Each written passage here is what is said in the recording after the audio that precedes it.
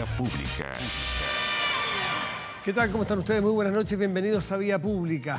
El presidente Gabriel Boric hizo una serie de anuncios, todo esto en el contexto de la emergencia que ha vivido Chile en los últimos días, meteorológica, en la zona centro-sur de nuestro país fundamentalmente, y que deja una ola de problemas y de dramas familiares, sociales y económicos en muchas zonas que hay que enfrentar después de esta emergencia y el sistema frontal.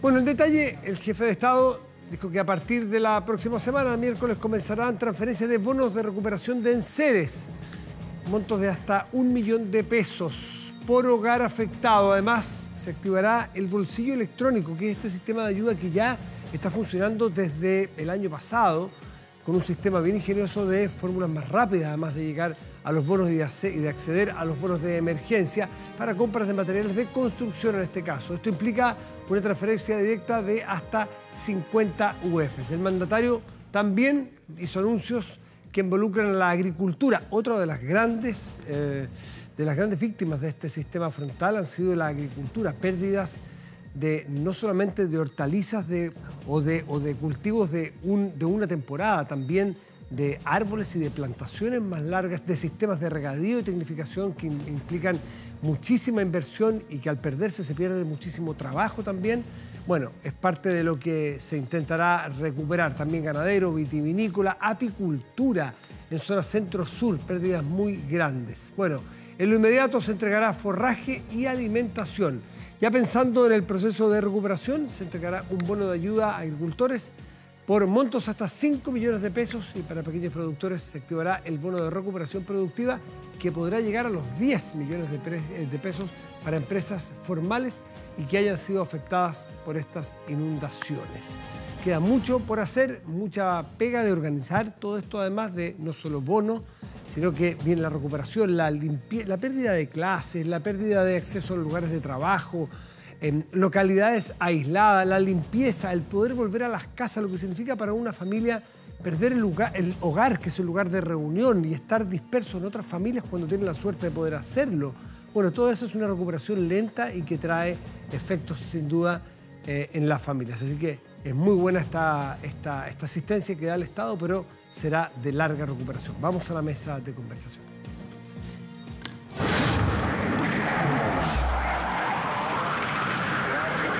...50 años, golpe de Estado. Y seguimos en este espacio que partimos el lunes, yo creo que dándonos un pequeño lujo, un lujito, que es sencillamente sentarse tranquilos a conversar en este mundo ajetreado, y la televisión, que es ajetreada, que es rápida, que es dinámica, que tiene muchas exigencias naturales de la industria.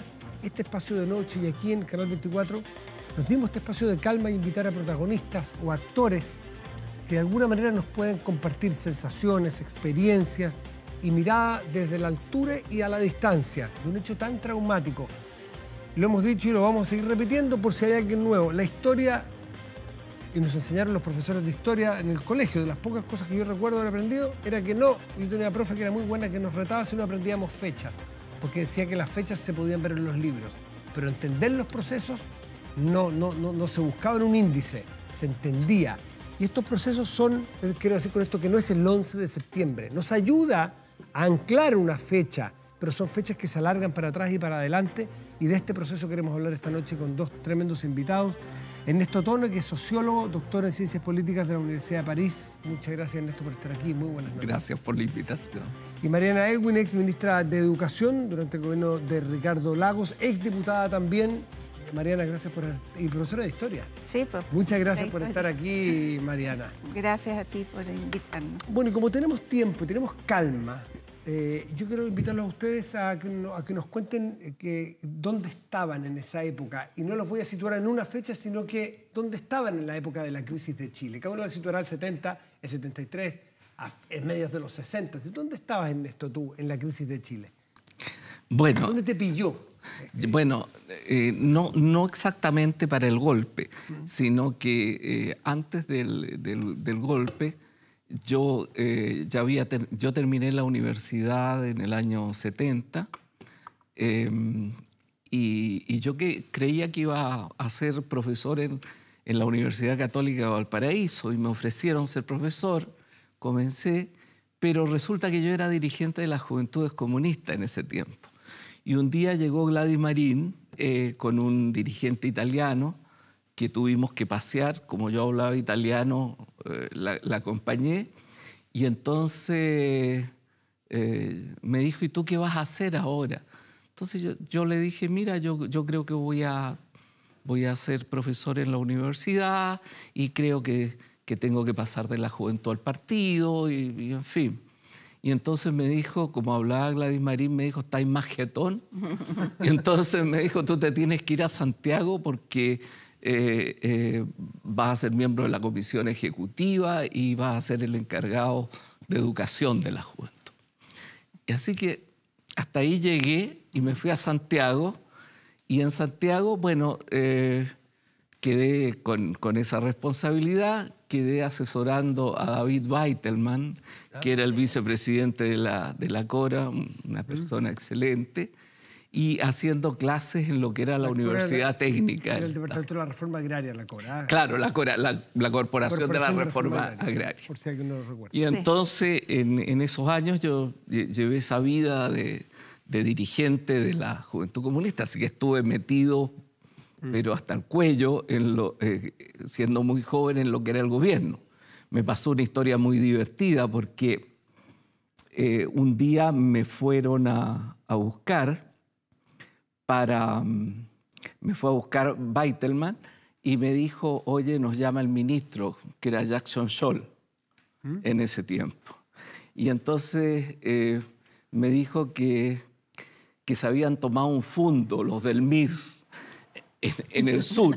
Resulta que este fundo, la mitad quedaba en Chile y la otra mitad quedaba en Argentina. Y había un problema internacional para el gobierno de la Unidad Popular. Y como yo tenía una cierta fama de ser sereno y una cierta fama de ser negociador, me dijo, el ministro me ha pedido que se vaya alguien con tus características para que converse con la gente del MIR, con los campesinos, en fin, y se logre un acuerdo porque estamos metidos en un tete muy grande. Y me fui yo en una camioneta hacia el sur, hacia Temuco, y ahí me encontré con dos dirigentes del MIR que no me miraban muy bien, porque ustedes saben que entre la Juventud Comunista del Partido Comunista de aquel tiempo, las cosas no andaban muy bien, y nos fuimos a hablar con los campesinos y finalmente dejaron la toma, llegaron a un acuerdo, qué sé yo. Y después, cuando me nombraron ahora, hace 10 años, profesor de la Universidad de Chile, resulta que andaban buscando mis papeles en la Contraloría y descubrieron que yo había sido subsecretario de Agricultura a los 23 años. Sí. Bueno, ¿Te enteraste? Me enteré por primera vez en mi vida. Bueno, resulta que para que la firma tuviera validez, me nombraron durante 15 días, pero no me comunicaron nunca nada, así que yo no lo supe. Pero mira, bueno, así eran las cosas en ese periodo. Entonces nosotros vivíamos este proceso, yo lo viví como mucho entusiasmo, como un joven dirigente, con un gran entusiasmo, pero con una visión que yo te diría estaba muy situada en la visión del Partido Comunista. Y el Partido Comunista era un partido que, yo lo digo con mucho cariño, era esquizofrénico.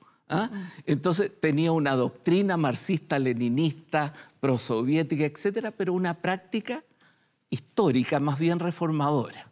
Que la Mariana, que es historiadora, sabe de estas cosas, porque el Partido Comunista de Chile fue uno de los pocos partidos que se creó antes de la Internacional Comunista. Así es. Y por lo tanto tenía una vieja historia que venía de Recabarren, etcétera, del sindicalismo, las mutuales, etcétera. Así que viví lo viví con esa experiencia y tratando de entender bien lo que estábamos haciendo. ¿Y a ti, Mariana, cómo te pilló ese momento, esa época? A mí me pasó que yo estaba en la universidad para cuando fue elegido Allende y también cuando fue el golpe militar. O sea, las dos cosas. Estaba estudiando pedagogía en historia en la Universidad Católica. Y era un ambiente muy exaltado, muy muy apasionado, muy comprometido.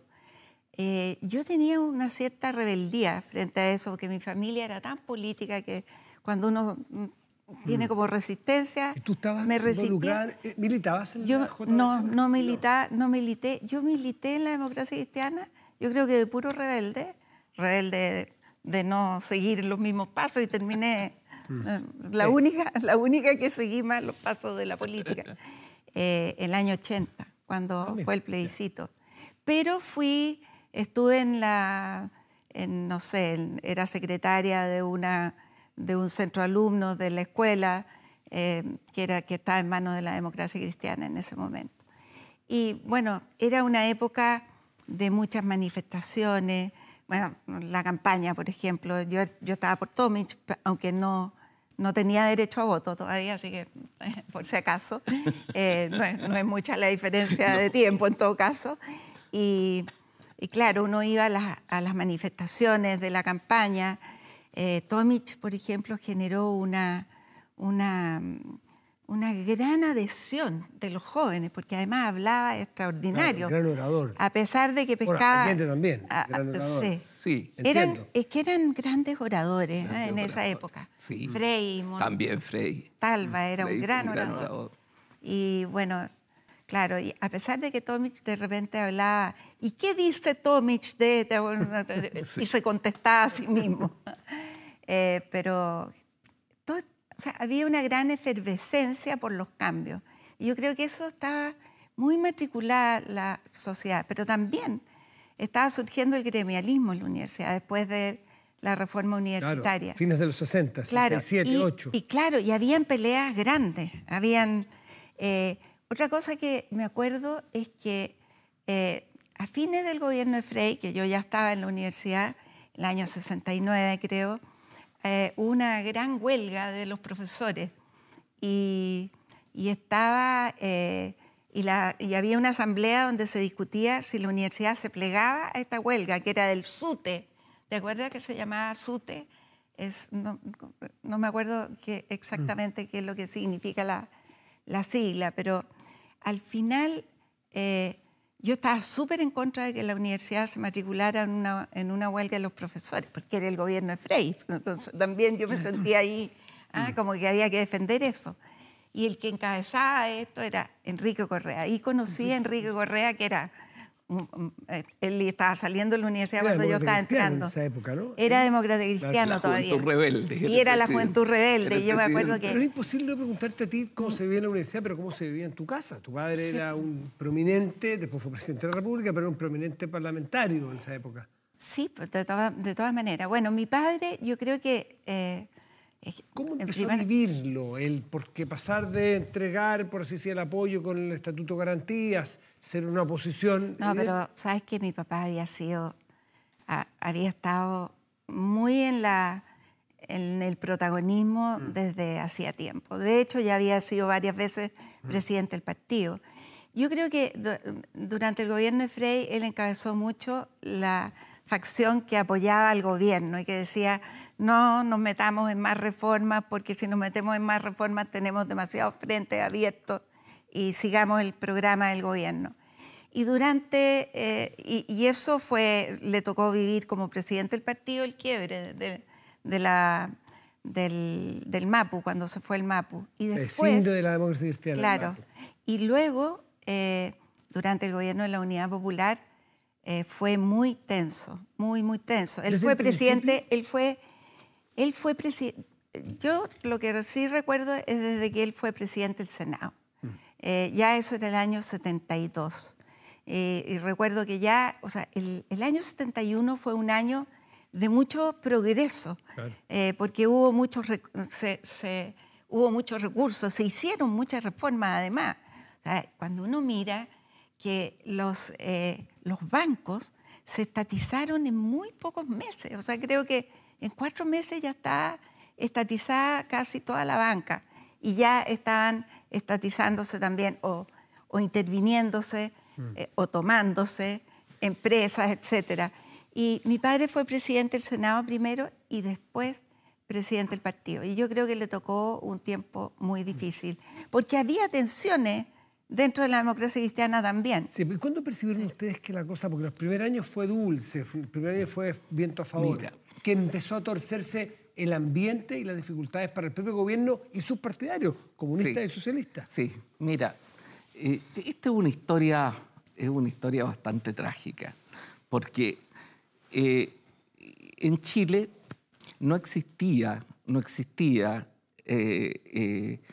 propiamente una visión reformadora. No existía una visión reformadora, salvo la de la democracia cristiana. En la izquierda chilena no existía una visión socialdemócrata. El Partido Socialista nunca fue un partido socialdemócrata. Y en ese periodo, en la izquierda latinoamericana, era una izquierda muy radicalizada. Entonces los dos partidos importantes que conformaron la Unidad Popular, el Partido Comunista y el Partido Socialista, eran partidos que se definían como marxistas-leninistas y entendían el gobierno de la Unidad Popular como un gobierno revolucionario, que iba a ser la revolución de ¿A qué velocidad era la revolución? Claro, pero al final la meta era el socialismo. Ahora, era un socialismo un poco flu. Era un socialismo que no se definía como igual a los socialismos reales que existían en el mundo.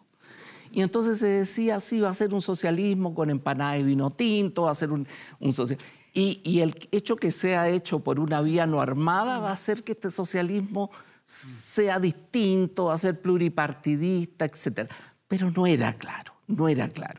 Y al interior había una diferencia muy fuerte entre un sector que quería apurar las cosas y que el futuro que se veía no era un futuro posible con una democracia liberal, digámoslo. Claro. Y la democracia cristiana tenía como un principio la democracia liberal, la democracia representativa, etc. Entonces... Perdón, ¿tú crees que tú como militante del Partido Comunista, tú sientes que desde adentro, o lo que sentías desde adentro, que no tenían una vocación de mantener la democracia liberal como un principio? ¿Tú crees que era la idea de ir una extinción y montar otro sistema? No la teníamos. No teníamos esa visión. Teníamos una visión de que a lo mejor... Por democracia liberal entendemos separación de poderes, elecciones libres, etc. Libertad de prensa. Ahí había una zona gris de la cual se hablaba poco, pero cuando se hablaba diciendo que se iba a mantener las leyes de la revolución. ¿Tú, Mariana, Claro. lo ves así también? Sí, yo ¿Tú creo. cómo veías a la sí. izquierda? A ver, yo veía a la izquierda de dos maneras, ¿no? Porque primero había una mentalidad bien totalitaria y sectaria en algunos sectores. Yo tenía compañeros que eran socialistas y recuerdo, por ejemplo, que una vez que salió Allende, un profesor, que era un profesor muy destacado, que era don Ricardo Krebs, la primera vez que volvimos a clase, que fue varios días después, hizo un comentario sobre lo que estaba pasando y un poco conmovido. Y un compañero se paró y le dijo, don Ricardo, usted no tiene espacio en el Chile que viene. Yo le recomiendo que usted se vaya. Bueno, de hecho, don Ricardo se fue a Alemania poco tiempo después. Entonces, había esa mentalidad, estaba. Y yo creo que también había sectarismo de otro lado, porque había una polarización como la que mucho mayor se fue agrandando de lo que es hoy día, pero también era un clima polarizado. Ahora, había una diferencia entre el Partido Socialista y el Partido Comunista. Muy grande. Y esa diferencia, yo no sé, yo creo que era más bien pragmática. El Partido Comunista era mucho más estratégico. Entendía que la revolución tenía que hacerse en etapas. Y en cambio hubo otros que se apuraban mucho. Pero sí, ¿Y claro. tú ves la diferencia claro, entre socialista y comunista? Sí. Había una diferencia muy grande en términos de de cómo era el partido, de cómo era cómo era la vida dentro del partido y cómo era la visión hacia afuera. Creíamos en una vía no armada al socialismo. Creíamos realmente en una vía no armada al socialismo. Ahora, yo creo que eso es inviable hoy, con los ojos de hoy. Es inviable porque si tú vas a proclamar una forma, tenga la que tenga, de un régimen autoritario que va a concentrar las fuerzas para provocar este cambio revolucionario, que lo requiere, si no, no va a funcionar. Pero mira, yo te voy a decir, como yo soy más grande que la...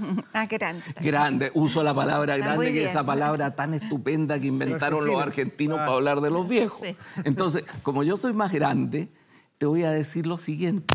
Yo era el encargado en la Juventud Comunista de las relaciones con la Juventud Demócrata Cristiana a nivel nacional. ¿Ah? Entonces, nosotros teníamos reuniones. Era Luis Badilla, el presidente de la Juventud Demócrata Cristiana, y llegaba ahí Gutenberg, llegaba Latorre, en fin, llegaba. Rabiné no estaba en la dirección en ese momento. Bueno, pero llegaban y nos reuníamos en el local. ¿Y era conversable eso? Sí, se conversaba. Yo te voy a decir que el primer año del gobierno, en las juntas de la democracia cristiana, se hicieron muchas proposiciones de acercamiento de posiciones, de propuestas de cómo ir a realizar algunas cosas en que la democracia cristiana estaba de acuerdo. Yo fui con Luis Badilla al teniente el día de la nacionalización del cobre. Yo iba por la Juventud Comunista y él iba por la Juventud Demócrata Cristiana. Y hizo un gran discurso. Déjame que te diga una cosa más que no se conoce mucho. A ver. Se murió una diputada demócrata cristiana en Valparaíso. Sí. Doña Graciela Lacosta, una vieja dirigente demócrata cristiana. Y hubo que elegir un candidato. Sí, fue. Y la democracia cristiana en un momento propuso que fuera Luis Badilla y que se abstuviera la Unidad Popular de presentar un candidato. Bueno, eso no se pudo. Ya había dificultades entonces desde ya. Eso no se pudo, no se pudo, y fue Hernán del Canto el candidato. La democracia cristiana llevó al doctor Marín, que era un doctor muy prestigioso en Valparaíso, que había sido radical, ahora era demócrata cristiano. Y la derecha lo apoyó con todo. Claro. Y esa fue la primera cosa en conjunto que hizo la democracia cristiana con la derecha. Muy al principio. No era tan al principio. Imagínate que estaba la nacionalización del cobre. Claro. O sea, pasó un tiempo donde hubo conversaciones, donde... Ambos reconocen que... Y después se produjo la polarización. Ambos reconocen que los militantes, los partidarios de la Unidad Popular, y tú que los militaste, la verdad que no tenían vocación de mantener un sistema de democracia liberal, como lo hemos descrito rápidamente. Pero les quiero preguntar, esa descripción de esa izquierda, por la derecha. Y anoche le preguntaba a nuestros invitados, a Gabriel Salazar, entre otros, si es que desde cuándo estaba pensándose un golpe. La derecha, ¿tenía vocación de terminar democráticamente, a juicio de ustedes, ese periodo? ¿O partió? Bueno, está el antecedente de Schneider, partamos por ahí. Pero ¿cómo la veían ustedes a la derecha? Es que ese antecedente es clave. Importantísimo. Porque, en definitiva, eso demuestra... O sea, yo recuerdo el temor que hubo en sectores de la derecha cuando ganó Allende. La cantidad de gente que se fue con sus empresas fuera y que... Hubo corridas bancarias. Nos contaba Andrés Saldívar, que era ministro de Hacienda claro, antes. Pero no solo corridas bancarias. La gente se fue con sus hijos. Sacaron sus hijos y se fueron. Y se fueron en 2 meses. O sea, en noviembre ya se había ido mucha gente. Nosotros vimos personas que se fueron, que estaban en la universidad, por ejemplo. Pero independiente de eso, de como este susto de lo que venía, yo creo que había un sector que estaba dispuesto a hacer todo lo posible porque esto no resultara y que porque este gobierno no fuera.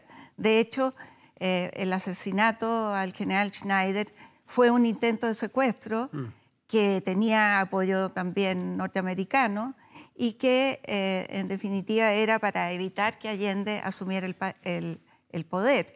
Y ese sector yo creo que se mantuvo siempre, trabajando un poco en la sombra, porque uno no convivía con ese mundo.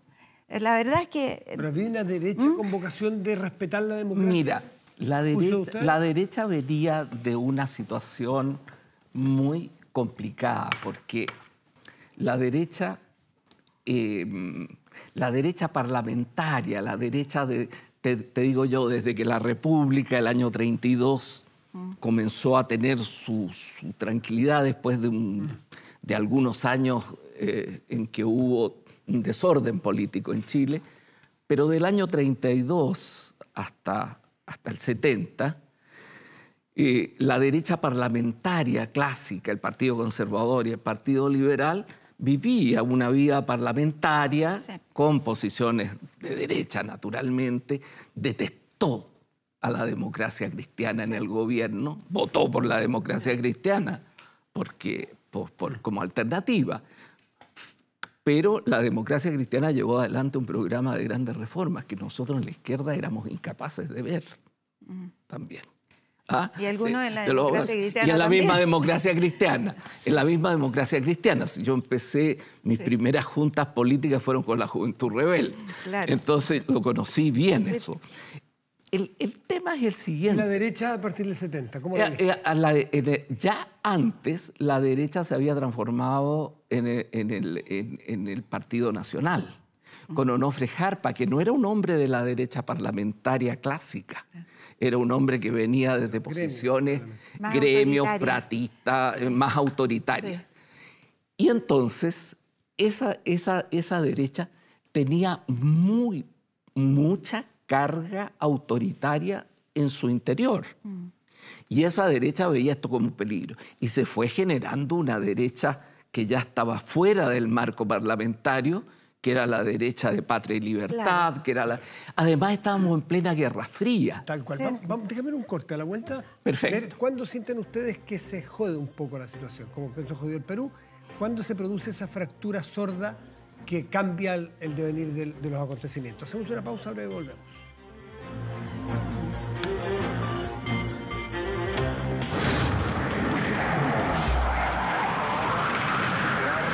50 años, golpe de Estado.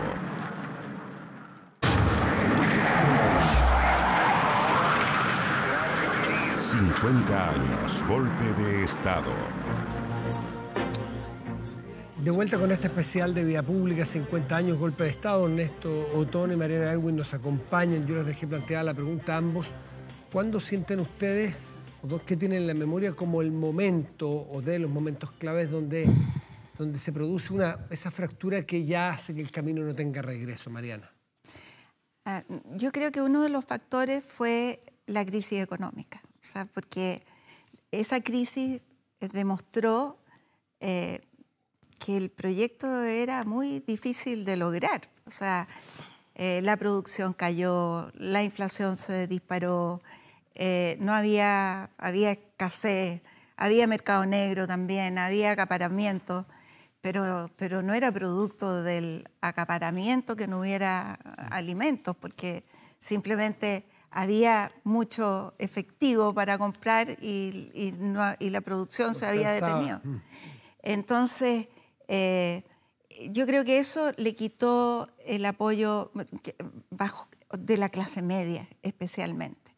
Porque el mundo popular estaba más organizado y mantenía el apoyo, porque además las empresas y ahí estaban los trabajadores dueños, no dueños, porque había un interventor, pero estaban ahí. En cambio, el mundo de la clase media fue el mundo más golpeado.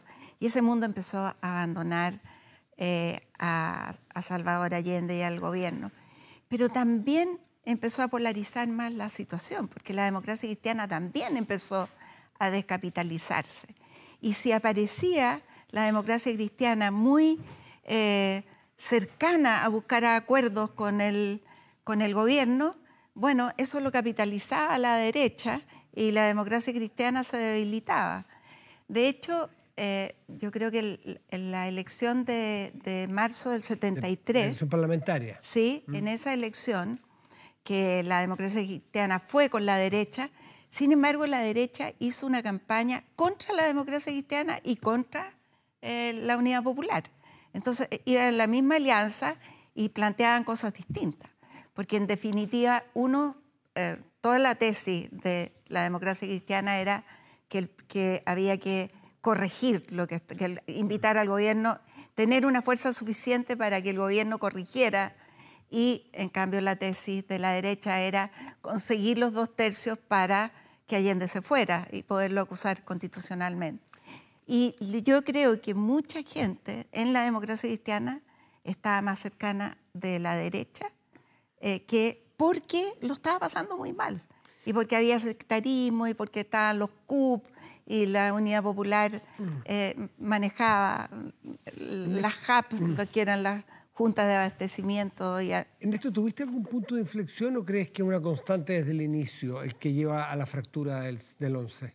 No, yo te digo desde un punto de vista teórico, como con análisis histórico, yo creo que esto no podía, salvo que hubiera habido un cambio muy fuerte en la orientación, pero tú tienes que pensar que Chile era un país muy pobre todavía. Sí. Era un país que tenía, no sé, estaba en los 3.000, 3.500 dólares per cápita anuales. Sí. O sea, estamos hablando de otro mundo, Matías. Claro, un país muy... El mundo era distinto, todavía estábamos en plena sociedad industrial, no en la sociedad de la información. Chile era un país que tenía, que tú lo podías ubicar en la mitad de la tabla en América Latina, más cargadito para abajo. Tenía un prestigio por su continuidad institucional, tenía un prestigio por sus letras, tenía un cierto prestigio por su continuidad democrática, Chile. Pero era un país de un crecimiento lento, complejo, qué sé yo. Ese era Chile. Había mucha pobreza y la pobreza era otra pobreza. Era una miseria a pie pelado. Era una miseria a pie pelado, en el barro. Sin alcantarillas, sin baño.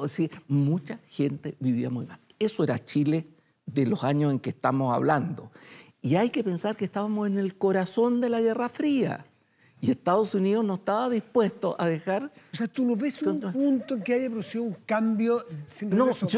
¿Ves algo inevitable desde el principio? No, yo te digo, con los ojos de hoy, yo lo veo así. Sí. Con los ojos de entonces, yo veía, y esto te lo digo francamente, que el Partido Comunista tendía también a eso, con su práctica,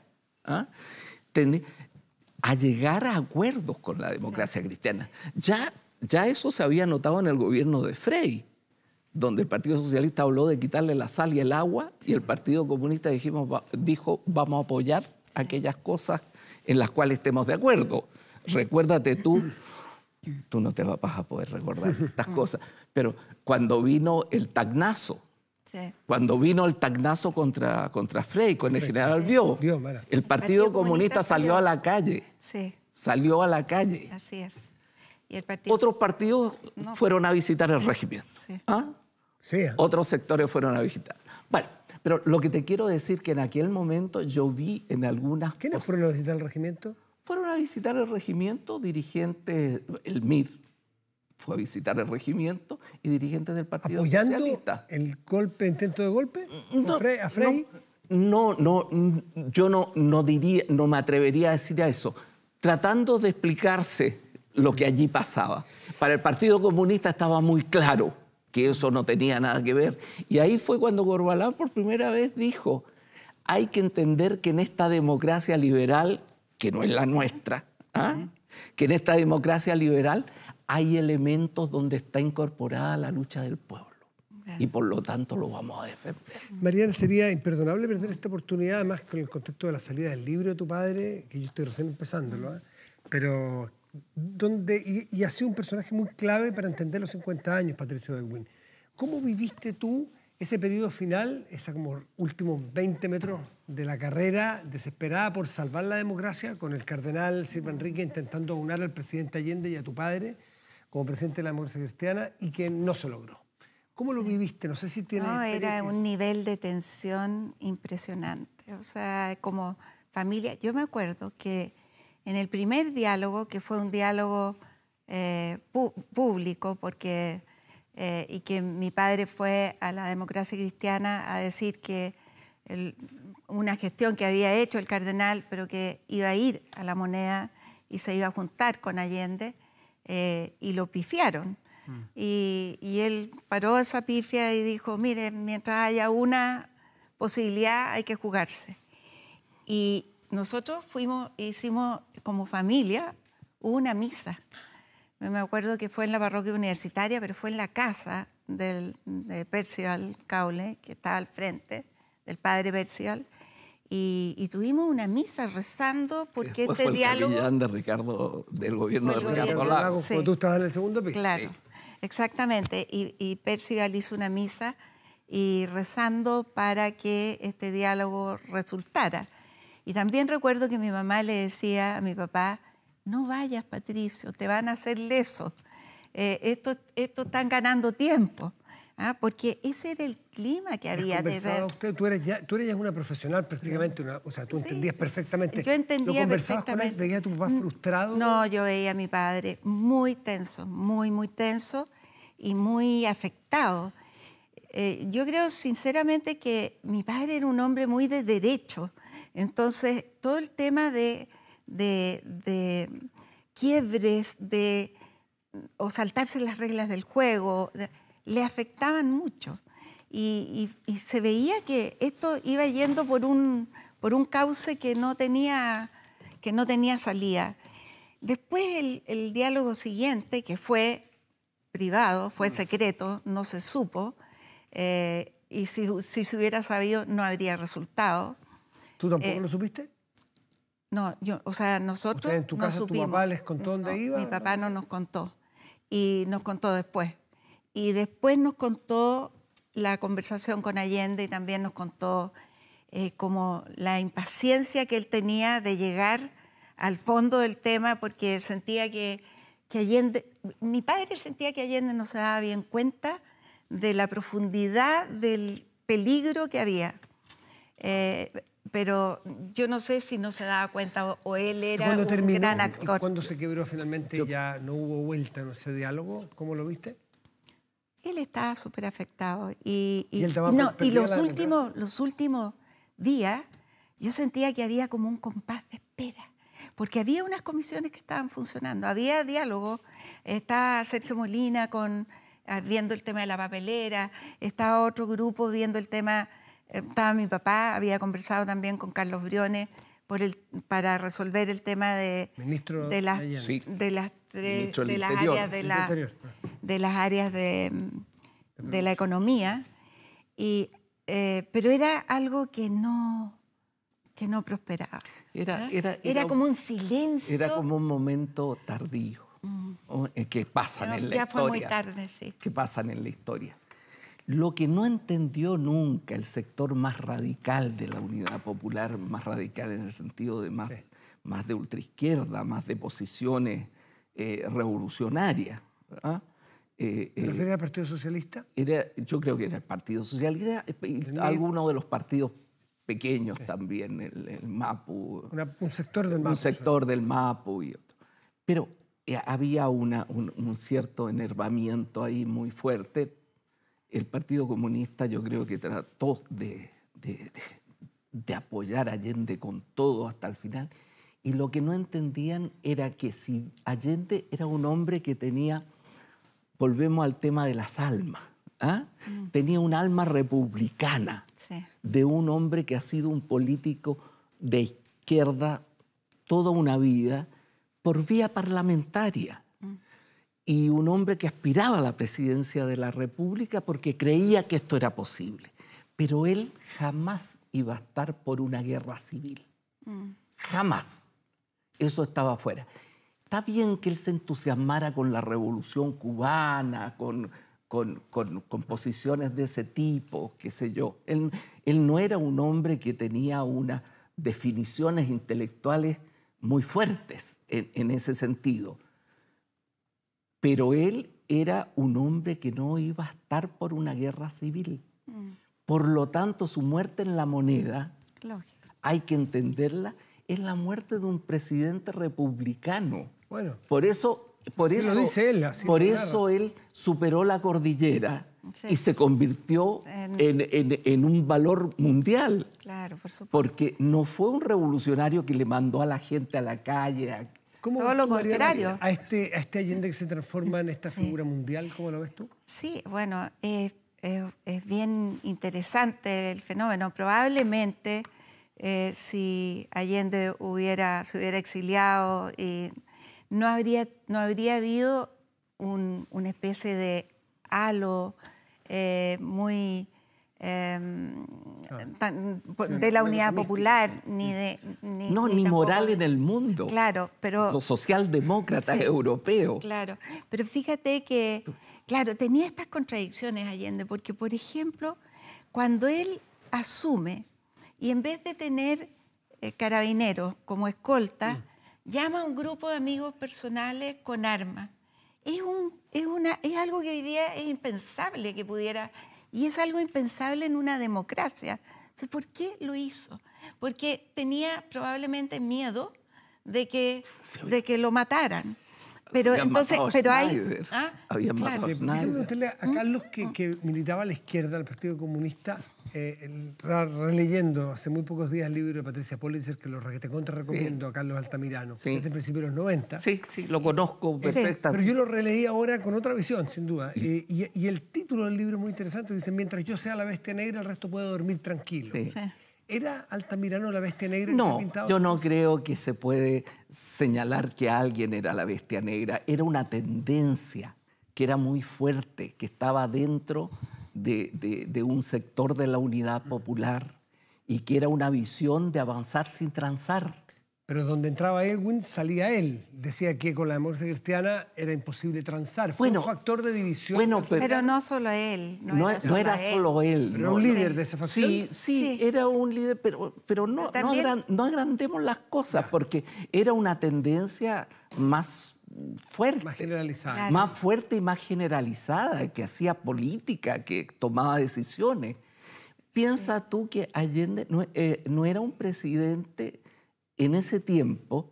Allende, cuando se forma la Unidad Popular, Allende dependía del acuerdo y el consenso unánime de toda la unidad. de todos los partidos. Ese es un tema Y no lo acompañaron. clave. Ese es un tema clave porque, de alguna manera, bueno, la historia es también que cuando Allende fue elegido candidato, ganó por... Obtuvo más abstenciones, que votos, Claro, ¿no es cierto? 16 votos a favor y 17 abstenciones. Y él se comprometió... Para ser el candidato de la UP. Claro, y se comprometió a gobernar con los partidos de la Unidad Popular. Y habían estos CUP, que eran los comités de Unidad Popular, a todo nivel. Entonces, por ejemplo, cuando fue la huelga del cobre, que echaron a varios trabajadores del cobre, una de las demandas de la democracia cristiana era que se reincorporaran esos trabajadores. Y llegaban a acuerdo de que se iban a reincorporar. Pero esa orden quedaba en un comité de unidad popular, no en el teniente mismo que decía, no, nos vendrá el ministro del Interior. Pero no. Mariana y Ernesto, ¿cómo vieron el golpe ustedes? ¿Y qué grado de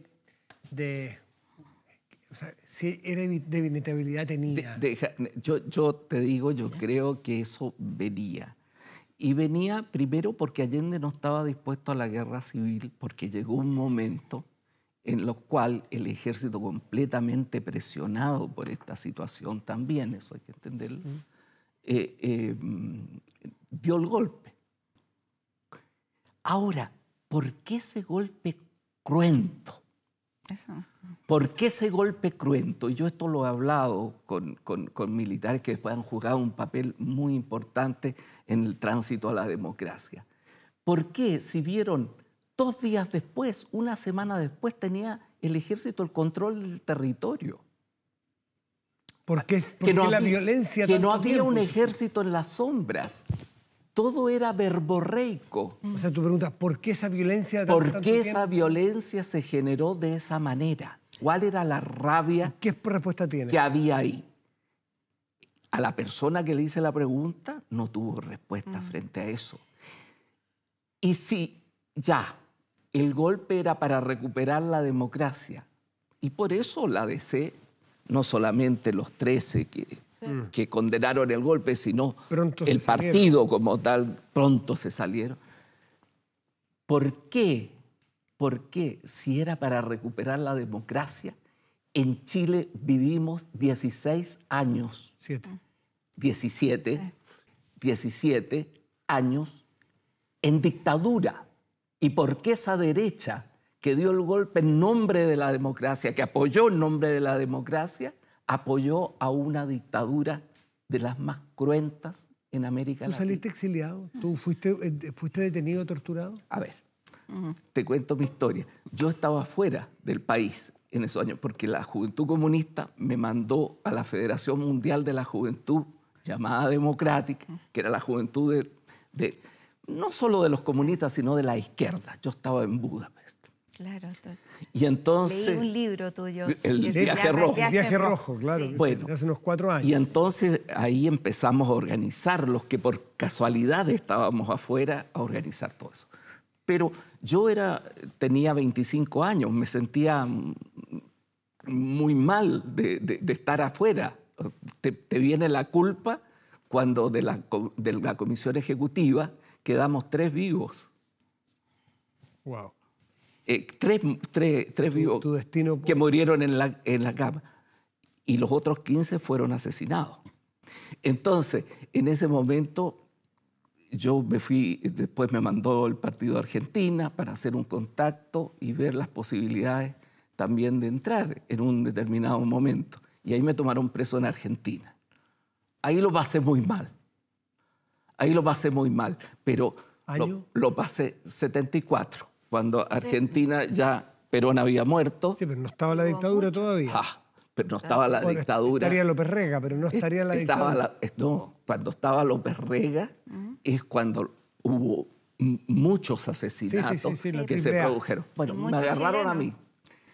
mí. Y yo estuve preso, bueno, lo mío fue nada respecto a lo que pasó en el país, pero de todas maneras yo creía que hasta ahí nomás llegaba.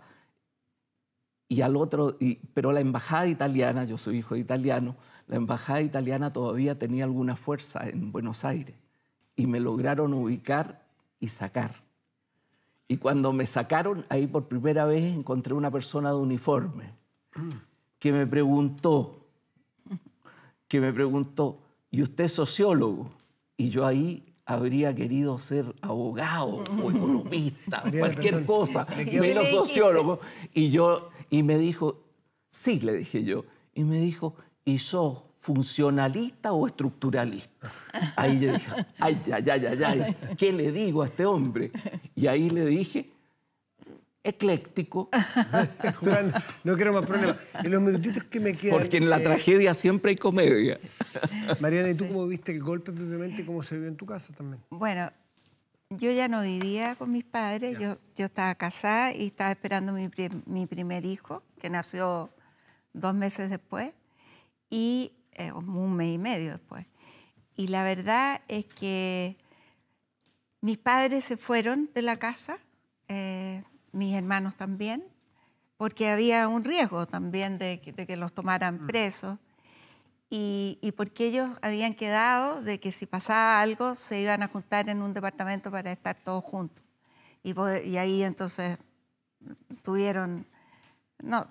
tenían las informaciones que recibían, etc. La primera vez que yo lo vi fue cuando se levantó el toque de queda, que fue como 2 días después. Y yo llegué a mi casa y había mucha gente que entraba. Y ahí pasó algo bien curioso, porque... Por una parte, mi padre estaba súper abatido y con mucha convicción de que esto era irremontable, ¿eh? Pero había mucha gente que llegaba muy contenta. Entonces, incluso, no sé, parientes que decían, oye, pero si esto va a durar nada. Entonces mi papá decía, mira, van a clausurar el Congreso. ¿Pero cómo van a clausurar el Congreso? Pero sí, van a terminar con los partidos políticos. Esto se sabe cuando empieza, pero no cuando termina. Y ojalá que termine lo antes posible. Pero yo creo que mucha gente, no sé, que eran democratianos, lo vivieron como con un alivio. En nuestro caso, no. Y muchas otras personas que yo también conozco que estuvieron tan involucrados, fue una tragedia. Una derrota de la democracia. Una derrota de la democracia, la tragedia. Mi padre dice que fue el fracaso más grande de su vida, por cierto. Pero fue una Todo esto tragedia. está en un libro, está en un libro de las memorias de tu padre. No son memorias, porque nada más que la Unidad Popular. Pero es la memoria de lo que le tocó hacer esos Sí. 3 años, que es lo suficiente. Mariana, Ernesto, Tone, muchísimas gracias a los dos por estar esta noche conversando calmada y tranquilamente, a tanta distancia, pero con calma, con la calma que merece poder, que a veces calma que no vemos en algunos poderes del Estado. Lo de la Cámara de Diputados ayer no fue con esta calma. Fue bochornoso. Por favor, que tenemos que seguir aprendiendo de todo esto. A conversar. Mariana y Ernesto, gracias, como siempre. Gracias, Matías. Pausa. Gracias. Pausa y volvemos, espéranos.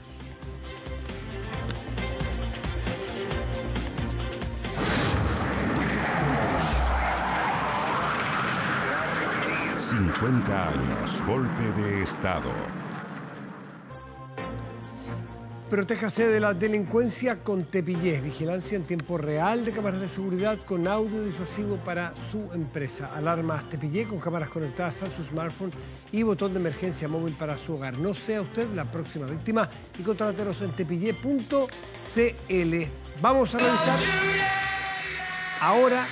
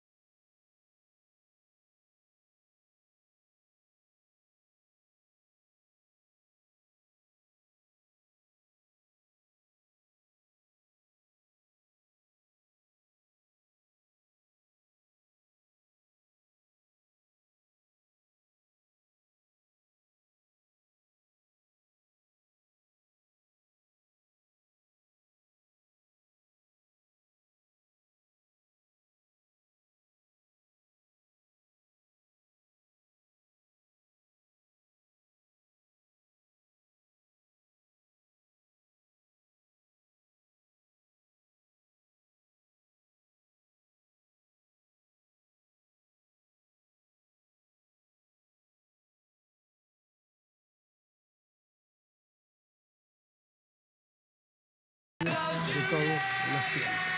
Qué mejor que irse con los Beatles a descansar. Nos dejamos con ellos. Muy buenas noches y gracias por venir.